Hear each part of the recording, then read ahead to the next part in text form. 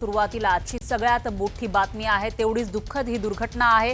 त्याचे प्रत्येक अपडेट आपण न्यूज 18 लोकमतच्या माध्यमातून घेत आहोत। अहमदाबादमध्ये 242 प्रवाशांना घेऊन जाणारा एअर इंडियाचं विमान कोसळलं। अहमदाबाद विमानतळावरून उड्डाण घेतल्यानंतर काही वेळातच काही मिनिटातच विमान सुमारे 16 किलोमीटर अंतरावर असलेल्या मेघानीनगर परिसरामध्ये कोसळलं। भारतातील हा सर्वात मोठा विमान अपघात असल्याचं बोललं जातंय। तर एअर इंडियाच्या फ्लाइट 171 या विमानाचं दुपारी 1:38 टेक ऑफ झाला आणि त्यानंतर विमान 625 फूट उंचीवर पोहोचलं। पण पुढच्याच मिनिटाला म्हणजे 1:39 पायलटकडून एअर ट्रॅफिक कंट्रोल म्हणजेच ATCला मे डेचा कॉल देण्यात आला। मे डे कॉल म्हणजेच आपत्कालीन परिस्थिती असते। विमान अनियंत्रित झाल्यास कॅप्टनकडून मे डेचा कॉल दिला जातो। मे डे कॉल नंतर एअर इंडियाचं विमान प्रति तास 475 फूट इतक्या वेगानं मेघानीनगर भागात कोसळलं। या ठिकाणी horse camp BJ medical college आहे। तर विमान कोसळल्यानंतर मोठा आवाज झाला आणि त्यानंतर इथं आग लागली। आगीनंतर सर्वत्र धुराचे लोट उठत होते। माहिती मिळताच बचाव यंत्रणा घटनास्थळी पोहोचली आणि युद्ध पातळीवर बचाव कार्य सुरू करण्यात आलं।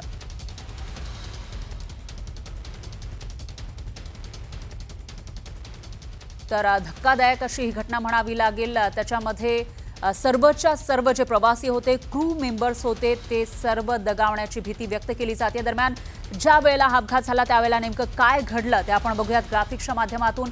हे जे विमान आहे ते अहमदाबादहून लंडनला जाणारं विमान कोसळलेलं आहे, पण त्याच्या आधी या विमानानं टेक ऑफ केलेलं होतं, म्हणजे उड्डाण केलं होतं। एअर इंडियाचं AI-171 हे विमान होतं आणि हा अपघात नेमका कसा झाला ते आपण या ठिकाणी बघू शकतो। त्याचा सिक्वेन्स आपण बघतो। दुपारी 1:17 विमानानं टेक ऑफ केलं, म्हणजे जवळपास 1:15च्या सुमारास या विमानानं उड्डाण भरलेलं होतं आणि दुपारी 1:27 विमान कोसळलं, म्हणजे 10 मिनिटाच्या आतच हे विमान कोसळलं।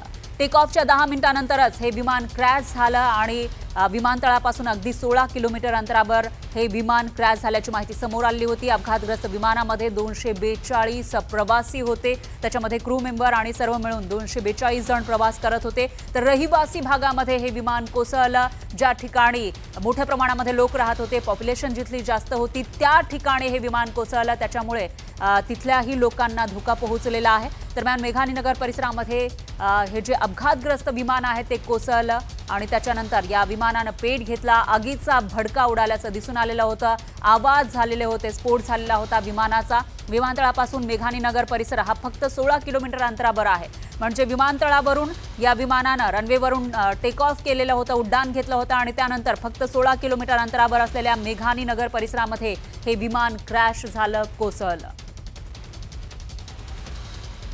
तर विमानातील इंधन टँक फुल असल्यानं मोठ्या हानीची शक्यता वर्तवली जाते, कारण दूरचा हा प्रवास होता। लंडनला हे विमान जाणार होतं, डायरेक्ट फ्लाइट होती, मध्ये कुठेही थांबणार नव्हतं। त्याच्यामुळे इंधनाचे टँक, ऑइलचे टँक फुल होते आणि त्यामुळे हा स्फोट झाल्याची शक्यता वर्तवली जाते। तर अपघातानंतर नेमकं काय घडलं हे सांगणारी 10 थरारक दृश्यही आपल्याकडे आहेत, आपण तेही बघूयात।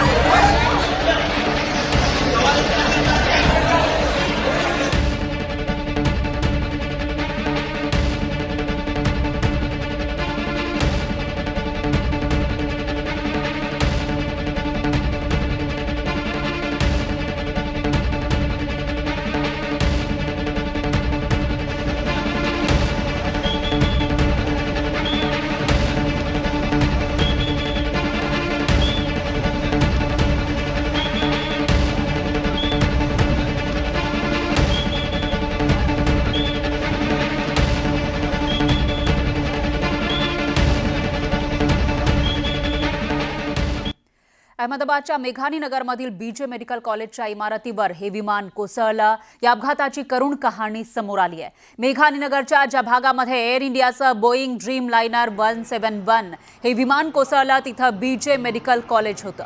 दुपारची वेळ होती, त्यामुळे रोजच्या प्रमाणे मेडिकल कॉलेजचे विद्यार्थी मेसमध्ये जेवण करत होते। जेवता जेवता गप्पा टप्पा सुरू होत्या आणि त्याच वेळी असं काही घडलं की क्षणार्धात होत्याचं नव्हतं झालं।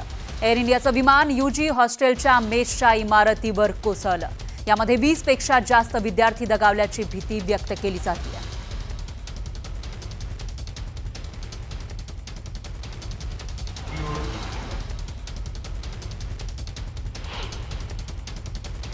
वो ब्रेक पड़ा था खाने का, तो हॉस्टल में खाने गया था इधर आणि हॉस्टल में ही प्लेन क्रैश हुआ, पर मेरे लड़का को कुछ हुआ नहीं। बात हुई मेरी, पर इसके भाईबंद है ज़्यादा हुए तो लोग मर गए।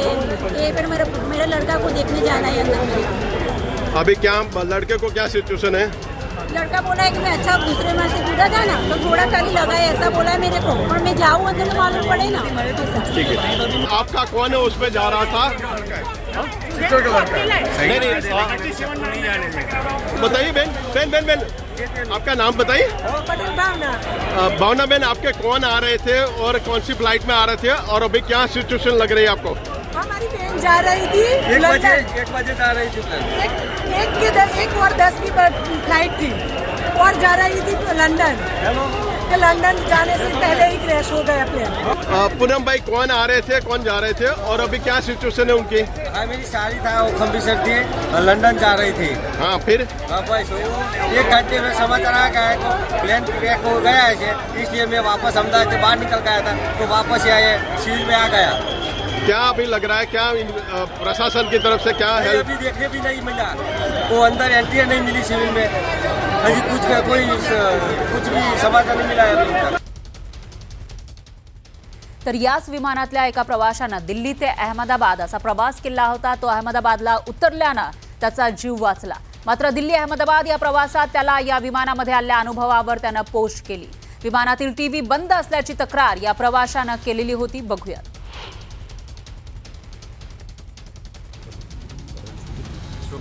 And as usual, that is why Air India is considered as one of the worst airlines in the world.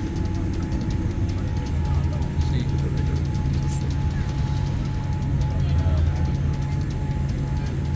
and it's a Dreamliner 787.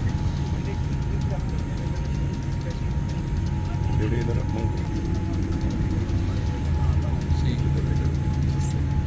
but this AC is not working. Look at everyone, and it's so. And as usual, that is why Air India is considered as one of the worst airlines in the world. तर अहमदाबादला पोहोचल्यापूर्वीचा हा video होता, ज्याच्यामध्ये हा प्रवासी तक्रार करताना दिसतोय। काय हालत आहे त्या विमानाची हे दाखवताना आपल्याला दिसून येतोय। आणि याच विमान अपघातामध्ये गुजरातचे माजी मुख्यमंत्री दगावल्याची माहिती सुद्धा समोर येते। अहमदाबादमधील विमान अपघातात गुजरातचे माजी मुख्यमंत्री विजय रुपाणी यांचा मृत्यू झाल्याची माहिती सूत्रांनी दिली आहे। काही खासगी कामानिमित्त ते अहमदाबादहून लंडनला निघाले होते, मात्र काळाच्या मनात काहीतरी वेगळंच होतं। उड्डाण घेतल्याच्या काही वेळातच एअर इंडियाचं विमान कोसळलं। विजय रुपाणी हे गुजरातमधील भाजपचे महत्त्वाचे नेते होते। डिसेंबर 2016 ते 2021 या काळामध्ये ते गुजरातचे मुख्यमंत्री होते। नगरसेवक पदापासून त्यांची कारकीर्द सुरू झाली। भाजपमध्ये त्यांनी विविध पदांवर काम केलं। 1997 साली त्यांना गुजरात विभागाचे पक्षाचे महासचिव म्हणून नियुक्त करण्यात आलं होतं आणि त्यानंतर 2016 मध्ये ते मुख्यमंत्री झाले होते। गुजरातचे 4-5 वर्ष त्यांनी मुख्यमंत्री पदाचा कार्यभार सांभाळलेला होता आणि आता ते जेव्हा लंडनला निघाले होते या विमानानं, त्यामध्ये त्यांचा मृत्यू झालाय।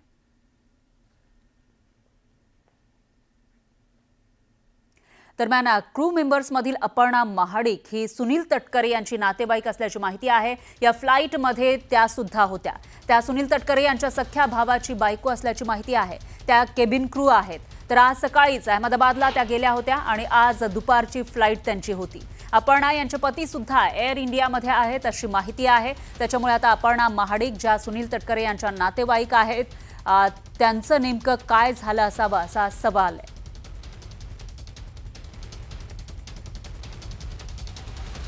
तर अहमदाबादमधील एअर इंडियाच्या विमानाच्या अपघातासंदर्भात महत्त्वाची अपडेट समोर आली आहे. टेक ऑफ वेळी विमानाचं तेल म्हणजेच मागचा भाग हा विमानतळाच्या संरक्षक भिंतीला घासला गेला होता, अशी ही माहिती समोर येते. संरक्षक भिंतीला घासल्यानंतर मोठं नुकसान झाल्यामुळेच विमान कोसळल्याचं बोललं जात आहे. तर दुपारी 1:38 242 केबिन क्रू आणि प्रवाशांना घेऊन विमानानं उड्डाण केलं आणि विमानतळाच्या संरक्षक भिंतीला घासल्यानंतर काही वेळात विमान मेघानी नगर भागामध्ये कोसळल्याचं बोललं जात आहे. मात्र विमान अपघाताचा तपास सध्या सुरू आहे. या तपासातूनच अपघाताचं नेमकं कारण समोर येणार आहे. तर उड्डाणावेळी विमानतळाच्या संरक्षक भिंतीला घासलं होतं का विमान, असा सवाल आता उपस्थित होतोय.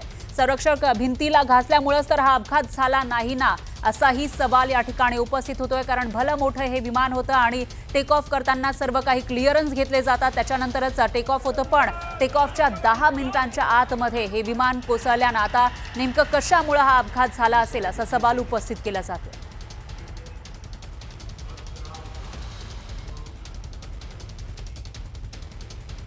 तर एअर इंडियाच्या या विमानामध्ये 230 प्रवासी आणि 10 क्रू मेंबर त्याचबरोबर 2 पायलट होते, अशी माहिती आहे. प्रवाशांमध्ये केवळ भारतीय नाही तर परदेशी प्रवासी सुद्धा होते.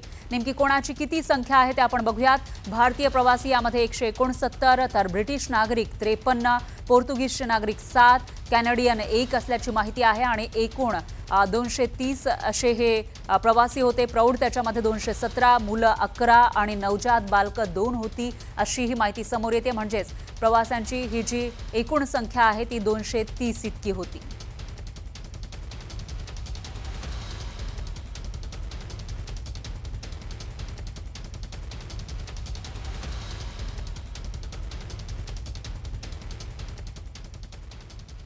एअर इंडियाच्या ताफ्यात असलेलं बोईंग कंपनीचं ड्रीम लायनर हे विमान यमदूत ठरलेलं आहे. हे ड्रीम लायनर विमानाची वैशिष्ट्य काय आहेत आणि कधीपासून ते एअर इंडियाच्या ताफ्यामध्ये सामील झालं होतं ते आपण बघूयात ग्राफिक्सच्या माध्यमातून. बोईंग कंपनीचं 7878 ड्रीम लायनर हे विमान आहे ज्याचा अपघात आज झालेला आहे. तर एअर इंडियाच्या ताफ्यातून 25 पेक्षा जास्त अशी विमानं आहेत बोईंगची आणि 2012 पासून हे विमान एअर इंडियाच्या सेवेत असल्याची माहिती समोर येते. अपघातग्रस्त विमान हे 12 वर्ष जुनं असल्याची ही माहिती आहे. त्यामुळेच जेव्हा एक व्हिडिओ आपण बघितलेला होता एका प्रवासाचा, त्याच्यामध्ये ते किती जुनं आहे याचा अंदाज आपल्याला येतोय. दरम्यान विमानाची किंमत $248 मिलियन असल्याची माहिती आहे. तर बोईंग कंपनीचं 787 हे विमान होतं. एअर इंडियाकडून आंतरराष्ट्रीय मार्गावर या विमानाचा वापर केला जायचा. बिझनेस आणि इकॉनॉमी असे 2 क्लास याचे होते. तर ड्रीम लायनर विमानामध्ये 248 प्रवाशांची क्षमता होती आणि अहमदाबाद ते लंडन 10 तासांचा प्रवास हे विमान करणार होतं.